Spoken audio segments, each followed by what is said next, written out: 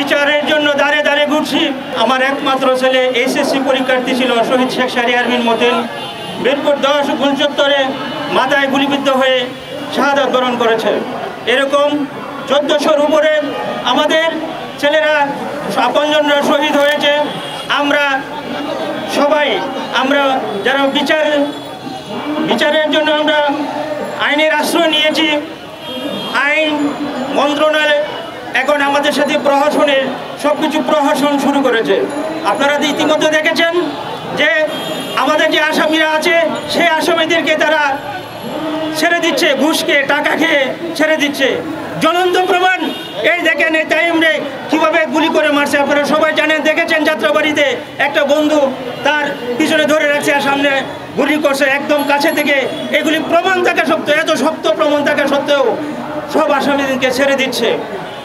আমরা হতাশ, আমরা কোনো কুল কিনারা না পেয়ে আজকে এই দেশবাসীর সামনে হাজির হয়েছি।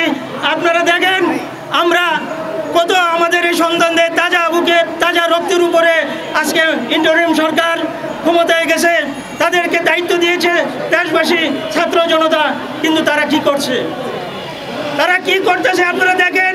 আমরা দেশবাসীর কাছে প্রশ্ন রাখতে চাই, আমরা কি এই জন্যই আমাদের সন্তানরা রাজপথে এক ফ্যাসিস্টকে বিদায় করতে এত রক্ত, এত কিছু, এত অঙ্গহানি করেছে, এত মানে আমরা শহীদ পরিবারগুলো আজকে দুঃখে দুঃখে মরছি। আমরা জীবিত থেকেও মৃত,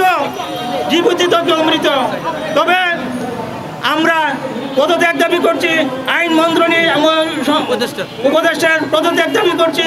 যেসব বিচারক অন্যায়ভাবে এই আসামিদেরকে ছেড়ে দিচ্ছে তাদের পদত্যাগের দাবি করছি আমরা। এবং একটা কথা আমরা শেষেই বলবো, এই বিচার কিন্তু শেষ না। আমরা শহীদ পরিবার, আমরা সন্তান হারিয়েছি, আপনজন হারিয়েছি, আমাদের কষ্ট আমরা কিন্তু দুনিয়ার এবং আখিরাতের সর্বশ্রেষ্ঠ যে মালিক মহান রব্বুল আলামিনের কাছে সেই কিয়ামতের ময়দানে, হাসর নাসরের ময়দানে আমরা আমাদের সন্তানদের রক্তমাখা শরীর নিয়ে হাজির হব।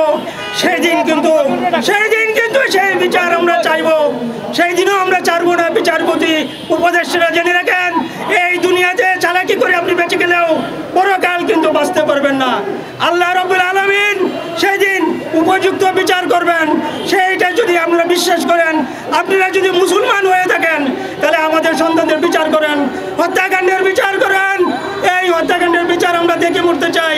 আর যদি না করেন তাহলে এর বিচার জনগণ করবে।